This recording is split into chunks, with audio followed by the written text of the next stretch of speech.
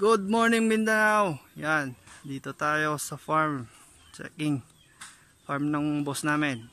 Checking tayo ng mga bunga. Yan, tinatawag na cacao sleeving. Ito, so wala pa tayong ma-harvest ngayon na cacao, probably November or December. Ito yung pinaka-crucial ngayon, dapat yung battery size na balot na. Para wala tayong pod borer, para lahat ng cacao quality. Yo. Tapos habang wala pa kaming na-harvest, cacao sleeving ginagawa, tapos sideline ng putas. Yan, may na-harvest sila konti.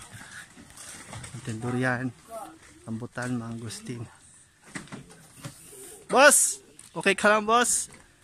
Yan si bossing.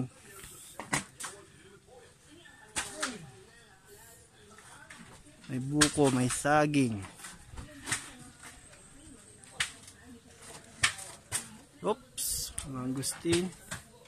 Rambutan. Ito yung variety na piyat. Ansilio.